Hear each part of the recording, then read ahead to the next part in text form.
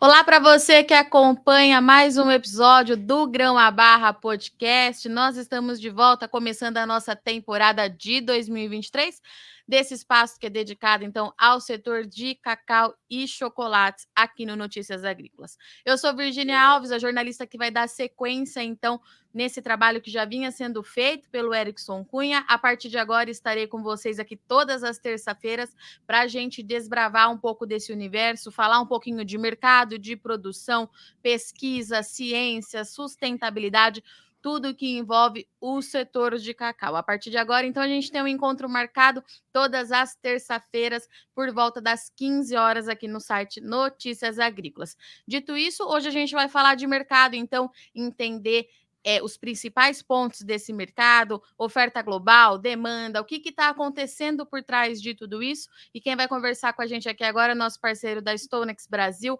Leonardo Rossetti. Seja bem-vindo, Léo. Olá, Virgínia. Muito obrigado pelo convite. É um prazer estar participando aqui do podcast com vocês, estendendo aí nossa parceria no café agora para o mercado de cacau também, né? Fico à disposição aí para a gente conversar, bater um papo aí do mercado.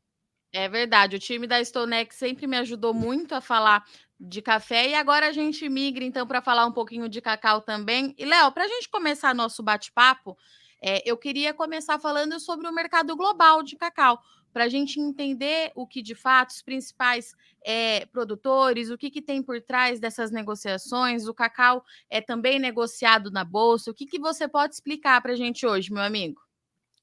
Vamos lá, tem bastante coisa que a gente pode conversar aqui para conseguir contextualizar melhor esse mercado, né? O mercado de cacau, ele também é cotado em bolsa, tá? As bolsas internacionais, na ICE, a gente tem as bolsas ICE, a bolsa em Nova York e a bolsa de Londres também, né? Também é um mercado que possui estoques certificados, entregas físicas na bolsa, né? E acho que é um ponto interessante a destacar, que muita gente às vezes não está tão informado, é a grande correlação que os preços nas bolsas têm com os preços aqui no Brasil, né? Como em outras commodities, os preços internacionais eles vão influenciar os preços aqui no mercado, né? Então é muito importante o produtor aqui, a indústria acompanha, né? Tem que acompanhar muito de perto o que está acontecendo na bolsa, porque ela vai refletir aqui, né? Se a gente traçar uma correlação, por exemplo, do último ano dos preços na bolsa com os preços na Bahia, por exemplo, a gente tem uma correlação aí de mais de 90%. Então, de fato, isso é uma realidade, né?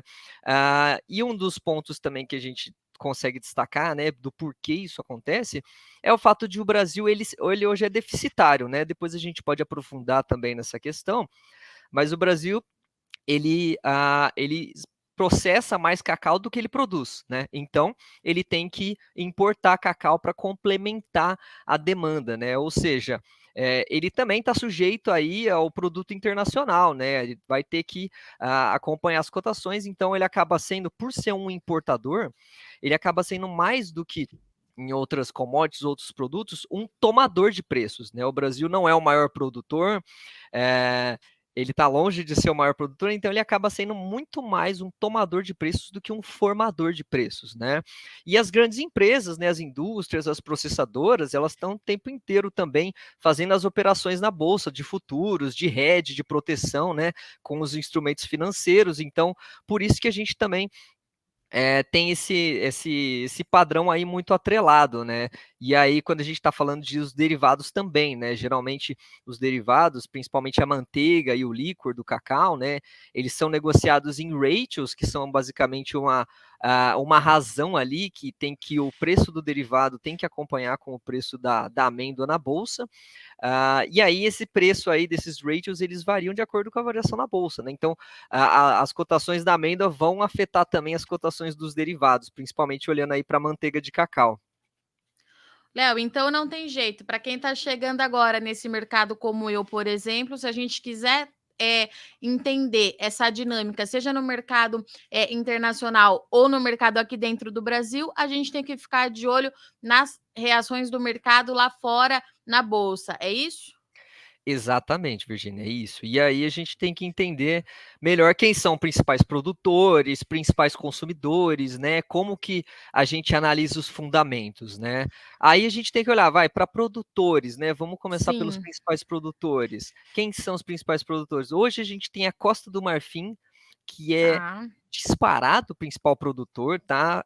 Só para a gente ter uma noção, o mundo na última temporada produziu cerca de 4,8 milhões de toneladas de cacau, né? E só a Costa do Marfim produziu mais de 2 toneladas, 2 Poxa, milhões de toneladas. Então, é mais que um terço aí, né, da produção global vem de um único país ali na África, né, ali no oeste africano.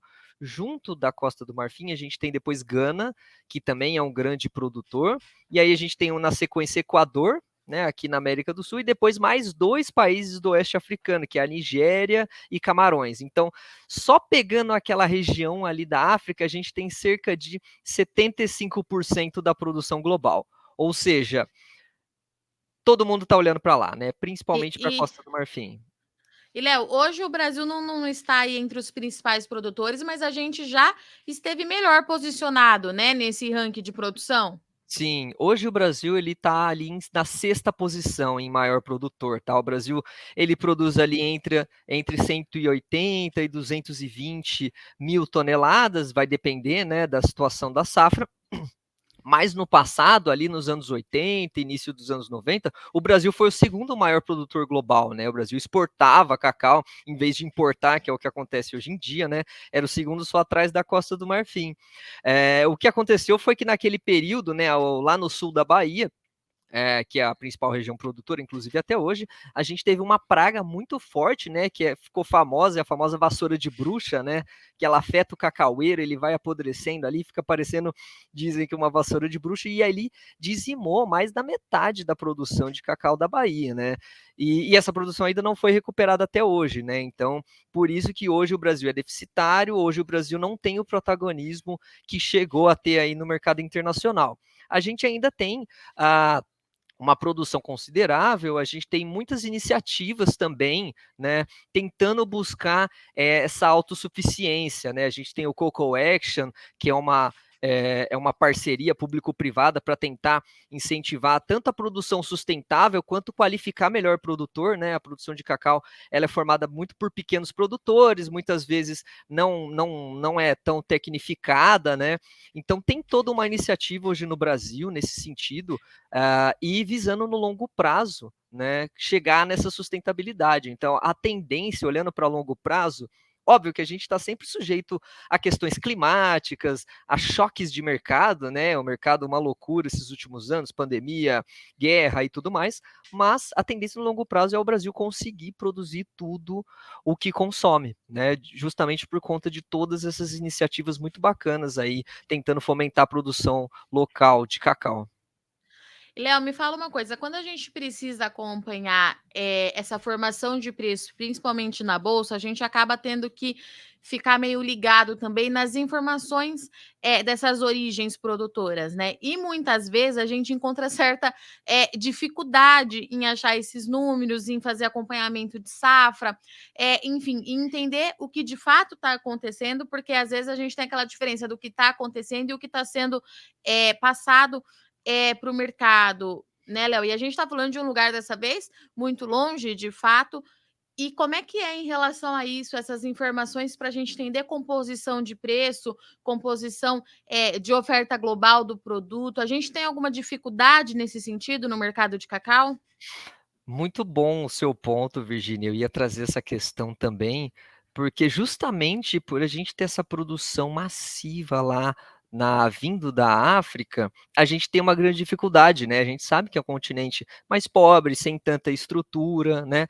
Então é muito difícil acompanhar o mercado, acompanhar a produção. Quem vai buscar informação do mercado de cacau consegue ver que é muito escasso, né?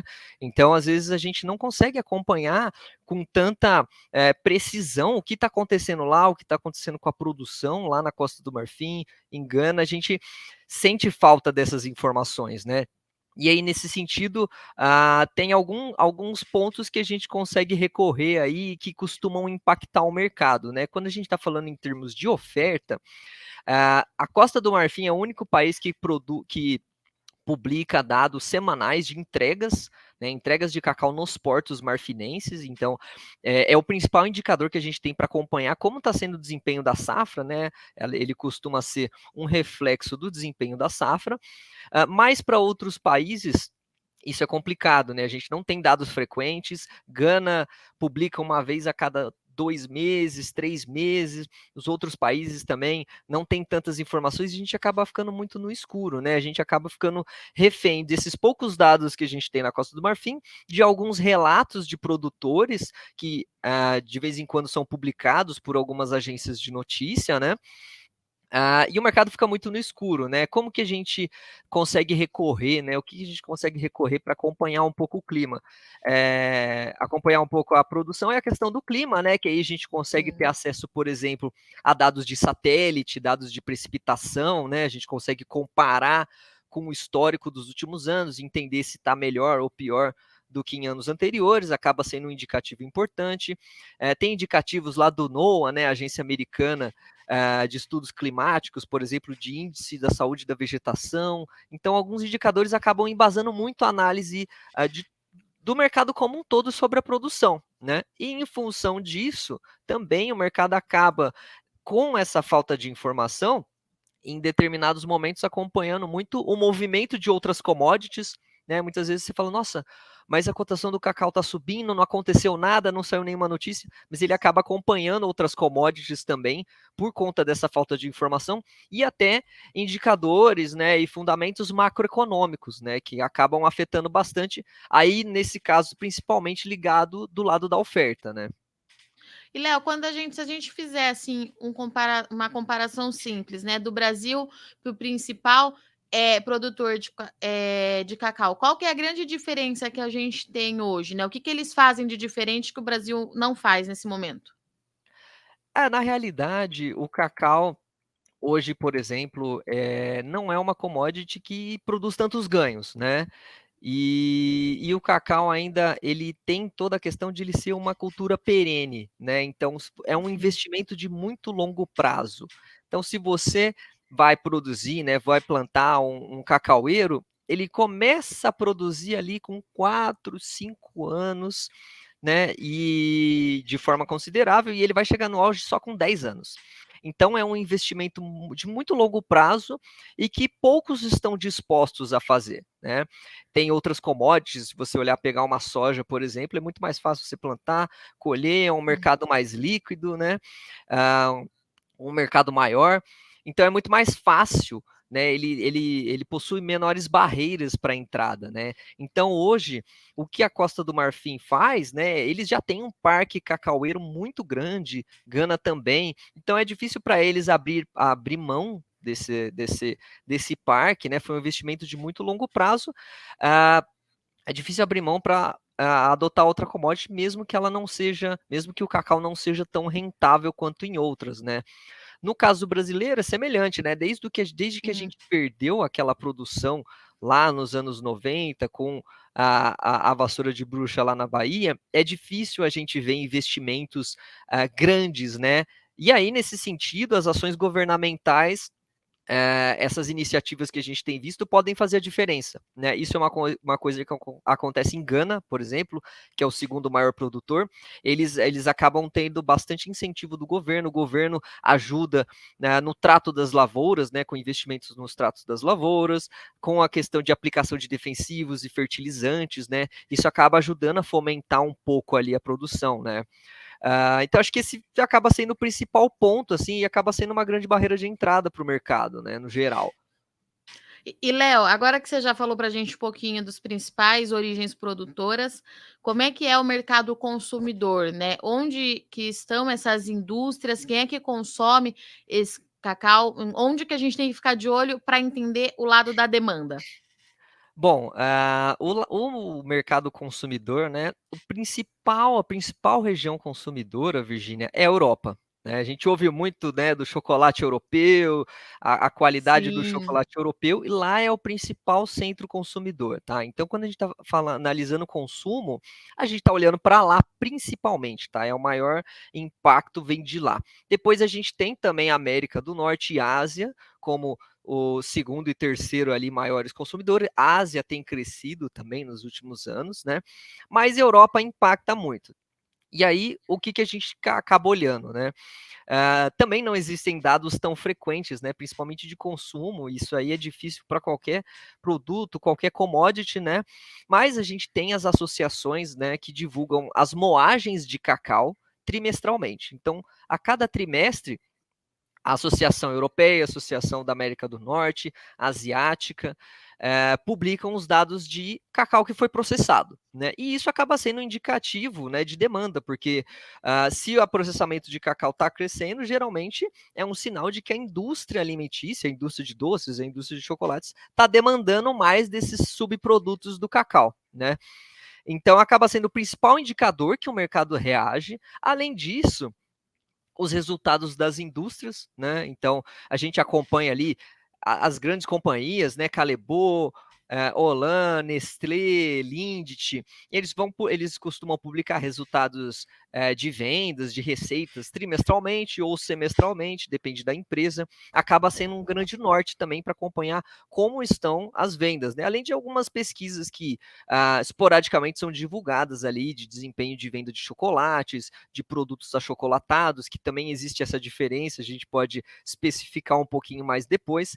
E também, Virginia, acho que um ponto, como eu falei para você, o mercado de cacau ele acaba sendo escasso de informações, né? Nesse sentido, o mercado às vezes busca base nos fundamentos macroeconômicos, nos indicadores macroeconômicos, né? Então, o que a gente tem visto recentemente também, isso afetou muito, as cotações de cacau reagindo aos indicadores de inflação, né? Então, Sim. no momento de crise, a gente teve a inflação.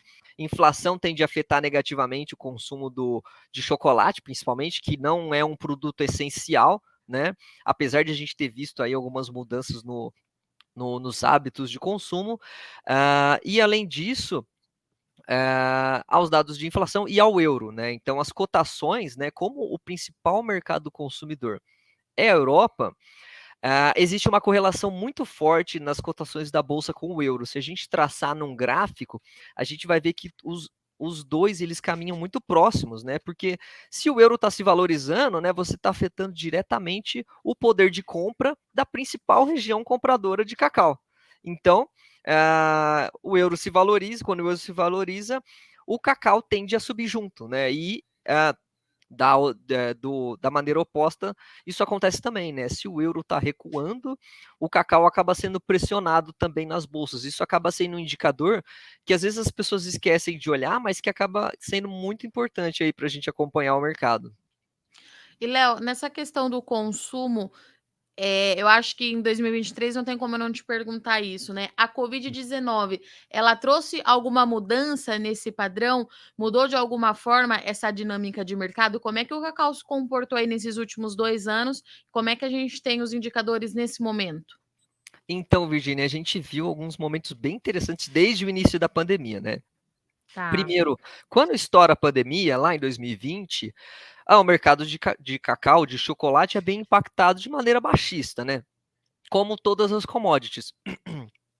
Mas o cacau ele demorou mais tempo para recuperar as cotações, né? Para as cotações avançarem para patamares maiores. Por que isso acontece? Primeiro que o cacau, o chocolate, vamos olhar o chocolate, principal produto feito a partir do derivado com cacau. Ele é considerado um bem discricionário ou um bem de luxo. O que isso significa? Que ele não é um bem essencial.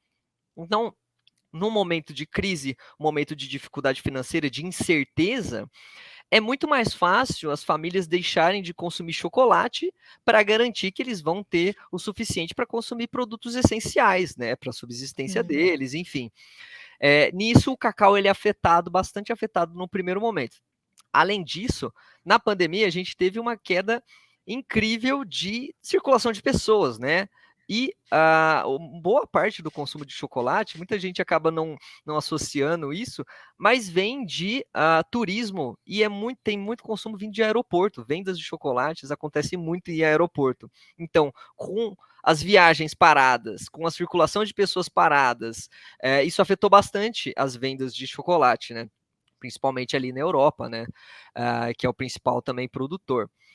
Nesse sentido, esse foi um primeiro impacto que a gente observou. Mas com o passar do tempo, o que a gente observou, né? Durante a pandemia, enquanto o chocolate caiu, o que foi aumentando foram o consumo dos snacks, né? Que geralmente são Hum, produtos que não vão a manteiga, mas vão o pó de cacau, que é um outro subproduto, que ele geralmente é usado para produtos achocolatados, né? Então, tá. enquanto a manteiga, por exemplo, ela é feita só para o chocolate, o pó de cacau ele é usado para várias outras coisas, né? Biscoitos, achocolatados, sorvete, tudo que você pensar que tem sabor de cacau é feito com o pó. Então o mercado do pó ele foi bastante favorecido porque as pessoas estavam ficando em casa, elas começaram a comprar mais esses snacks que são mais baratos do que o chocolate, né? Então, não consumindo fora, com menor renda, esses snacks cresceram. Né? Com a retomada agora, o cacau vinha tendo uma retomada do consumo, mas durante a guerra a gente teve toda essa aversão ao risco, de novo voltando, né? Pô, crise econômica, aceleração inflacionária muito elevada, a expectativa era de que o consumo de cacau, de chocolate principalmente, caísse muito. E o que a gente vem observando é diferente. O consumo de chocolate, nesse último ano, ele surpreendentemente se manteve bem. Né? As vendas das empresas continuaram gerando crescimento, né? Tanto olhando em termos de receita, quanto em volume de vendas mesmo. Né? As moagens que eu te falei, aqueles resultados trimestrais Sim. das moagens nas regiões também continuaram mostrando um bom desempenho, né? E enquanto isso, os snacks também continuaram tendo um bom consumo, né? Foi um hábito adotado na pandemia, mas que parece estar se mantendo agora, mesmo no pós-pandemia. Então a gente tem visto um cenário de maneira geral favorável, né? E isso tem afetado as cotações, né? Se a gente pegar ali desde o final do ano passado para agora, as cotações nas bolsas elas saíram de um patamar bastante baixo e estão retomando aí níveis melhores na bolsa, né? Então o consumo, apesar de toda a crise, ele surpreendentemente tem se mostrado melhor do que o esperado. E, Léo, falando um pouquinho agora do perfil da produção brasileira, eu queria que você falasse para a gente como é que é essa dinâmica de safra, como é que os principais estados produtores se comportam, porque pelo que eu entendi no início da nossa conversa, o Brasil hoje ele ainda importa bastante coisa, mas a tendência é que no longo prazo, pelo menos diante das ações aí que o setor vem tomando, a gente consiga produzir pelo menos o que a gente consome, é isso? É isso mesmo, Virgínia. Tá. Hoje, quem são os principais produtores, principais regiões produtoras, né? A gente tem a Bahia, que sempre foi líder e continua sendo líder. Se a gente for estimar ali, a Bahia produz mais ou menos 70% da safra, né, da produção brasileira, se a gente considerar o resultado da safra 21-22, às vezes isso varia um pouco para baixo também. Depois a gente tem o Pará, com cerca ali de 27, 28% da produção, tá? Então a Bahia, por exemplo, na última temporada, produziu ali em torno de 150 mil toneladas, que foi um resultado muito bom, inclusive, diga-se de passagem, foi melhor que as safras anteriores, foi uma recuperação muito forte da Bahia, e o Pará produziu ali cerca de 60 mil toneladas, né? Então, são os dois principais, né? Eles produzem o grosso. Depois a gente tem um pouco de produção também ali no norte do Espírito Santo e também em Rondônia. Mas Bahia e Tá. Pará são os principais produtores, né? E aí, como eu falei, o Brasil é deficitário, né? Então, a gente tem um volume importado aí a depender do desempenho da safra. Geralmente, na média, o Brasil ele importa cerca de 20, 25%, às vezes 15% do que consome, tá? O resto é coberto pela produção brasileira e depois é importado. Essa temporada, como eu te falei, a gente teve uma produção muito boa na Bahia, as importações estão menores, né? Justamente porque a produção nacional conseguiu suprir boa parte da demanda, né? E aí tem algumas particularidades que a gente pode destacar. Uma coisa interessante, por exemplo, é que o Brasil ele é um importador de amêndoa de cacau, mas ele acaba exportando subprodutos, né? Então, o Brasil importa amêndoa, acaba processando essa amêndoa, mas ele acaba exportando o pó e a manteiga, por exemplo. Ele mais exporta do que importa, né? Ah, isso é uma particularidade interessante, né? E a gente vê que boa parte, então, uma parte da amêndoa, da manteiga de cacau, por exemplo, que é o principal insumo para o chocolate, é exportada. Por que que isso acontece? Parte da indústria no Brasil acaba usando outros produtos para dar essa base para os chocolates, né? Principalmente chocolates que não são de qualidade tão alta, eles acabam usando por exemplo, óleos vegetais no lugar da manteiga, né? Porque é um produto mais barato e também é um produto que sofre menos com calor, derrete menos do que a própria manteiga de Tá. cacau. Isso acaba sendo um substituto, né? E o pó também acaba sendo exportado. E o destino da manteiga e do pó é Europa. Nossos parceiros comerciais estão, em sua maioria, na Europa. Na verdade, não. Os Não? principais destinos, a gente tem uma parte indo para Estados Unidos e outra parte Tá. indo para parceiros aqui da América do Sul, Argentina, por exemplo. Interessante. É um importador importante, né? Uma outra coisa, Virgínia, que eu até queria trazer, por exemplo, no café a gente fala dos problemas de informação, da divergência de informação. Você ouve falar, a gente falar muito disso. Sim.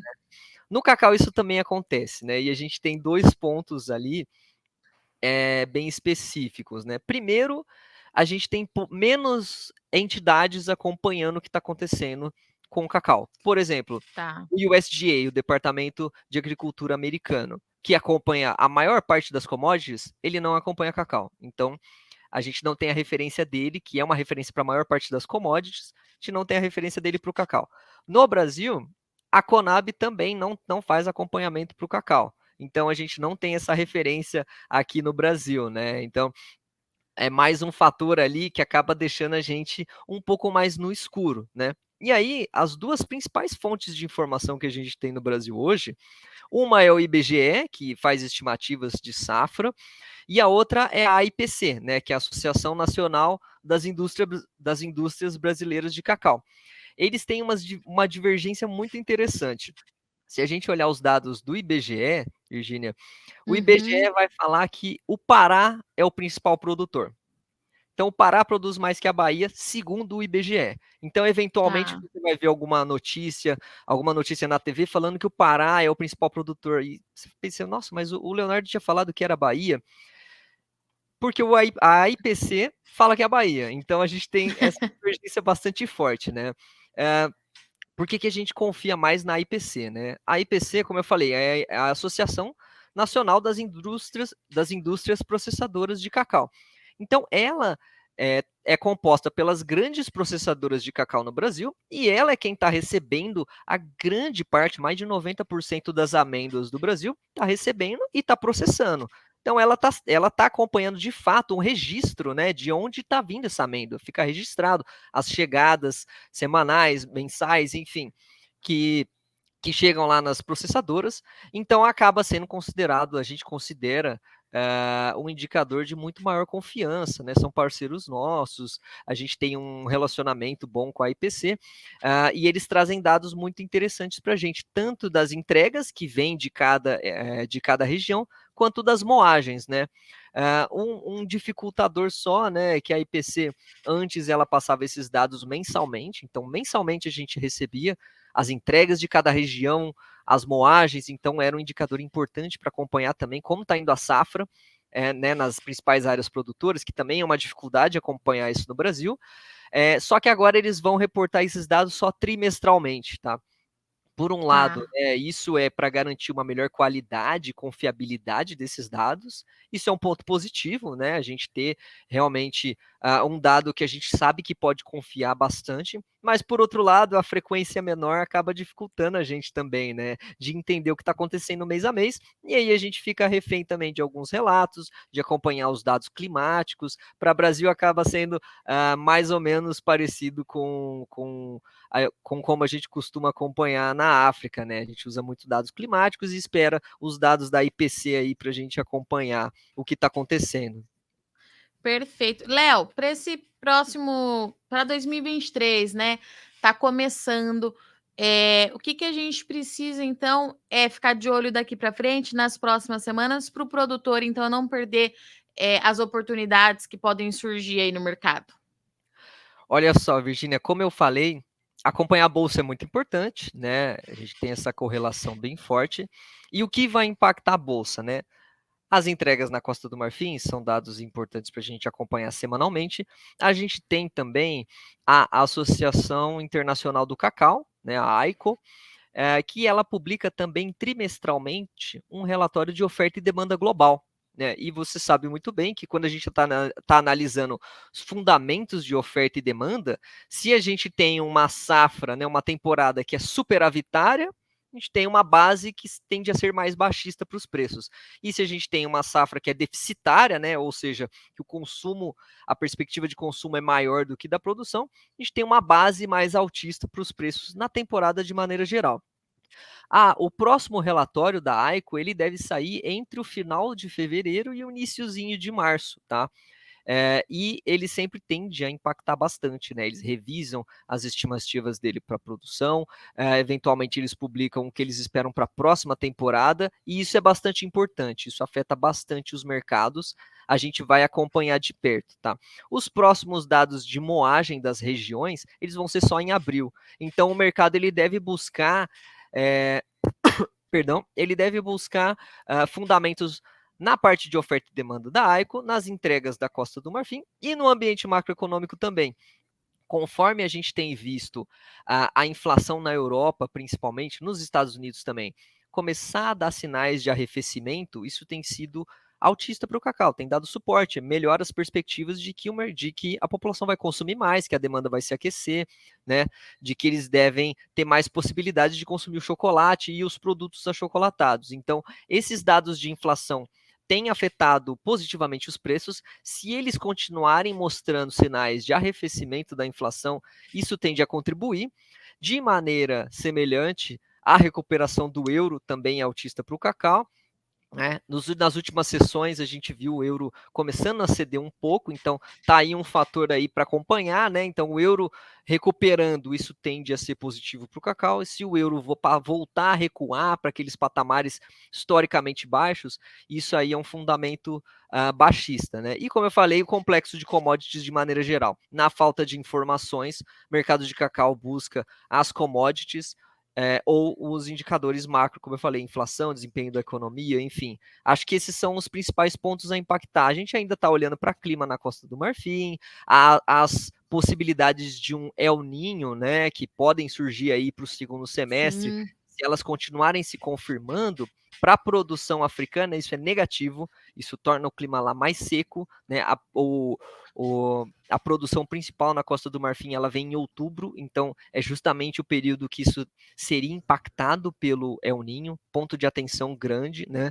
Se as perspectivas de um El Ninho se arrefecer, a gente pode ter aí uma nova produção boa, mas aí acho que são os principais indicadores aí que eu recomendaria tá acompanhando aí para estar preparado aí para o mercado de cacau. Muito bom. Léo, obrigada, viu, pela sua participação, pela sua disponibilidade de vir aqui participar, então, do Grão à Barra. Convite feito, volte mais vezes, a gente vai se falar bastante aí para entender toda essa dinâmica do mercado de cacau. Obrigada, viu? Boa semana. Muito obrigado de novo pelo convite, Virgínia. Sigo à disposição sempre que precisarem aí conversar, bater um papo sobre o mercado de cacau. Tamo junto, tá bom? É isso aí, então, estivemos aqui com o Leonardo Rossetti. O Leonardo, ele é analista de cacau e de café também da Stonex Brasil, que trouxe para a gente aqui qual que é a dinâmica desse mercado, o que a gente precisa acompanhar daqui para frente. Trouxe também os pontos aí interessantes da produção do Brasil. E de agora em diante, então, todas as terça-feiras, você tem um encontro marcado aqui comigo no Grão à Barra, nosso podcast voltado para cacau e chocolates aqui no Notícias Agrícolas. Dito isso, muito obrigado pela sua audiência e companhia e até semana que vem.